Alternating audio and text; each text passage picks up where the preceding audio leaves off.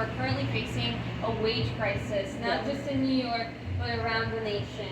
Now, if you would all please help me welcome our final speaker, Nova Rivera, who is here from Fund Excluded Workers. Hi everyone, my name is Nova and I'm an organizer with the Fund Excluded Workers Coalition.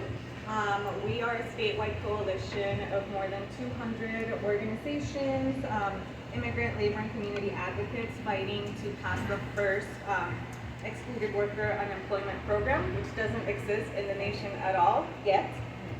Yes, exactly. That's the key word. But during the rollout of the first fund, I helped a bunch of families apply for the initial fund, and I personally witnessed so many families and workers lose all of their income once restaurants close. And even worse, I heard so many stories of workers who were didn't want to ask their employers for a letter of employment, which was a requirement for to apply to receive funds. And this was because the employer either had a history of intimidation or harassment, or just simply didn't want to help, which is infuriating because these employers exploit vulnerable workers for profit and then forget about them in their time of need. And also the pandemic, not just during the pandemic, but the pandemic really shone light on all of the massive cracks in the social safety net. Black and brown and immigrant workers were forced to be in the front line because they do the hard work of keeping the entire state running. And for too many people, especially restaurant workers, the safety net doesn't exist at all. If somebody doesn't have unemployment benefits or health care or any of these public benefits, then they have no choice but to go out and work and get sick and expose themselves. And they're forced to put up with horrible sexist or racist treatment, especially if they rely on tip labor. One Fair Wage recently released a report called Unlivable, where it said that during the pandemic, and I'm sure this happens even before the pandemic too, 78% of the women that were surveyed,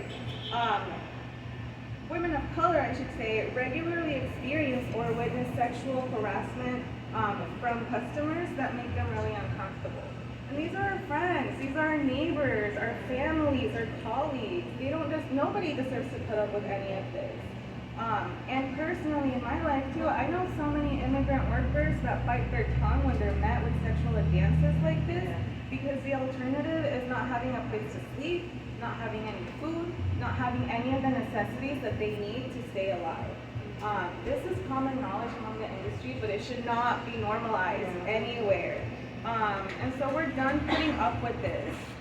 If you don't want to live in a state with a sub-minimum wage labor, then we should all be raising our fists and we should all be going out in the streets to make sure that this doesn't happen to anybody, that no worker is vulnerable because of their immigration status or because of the industry that they're in.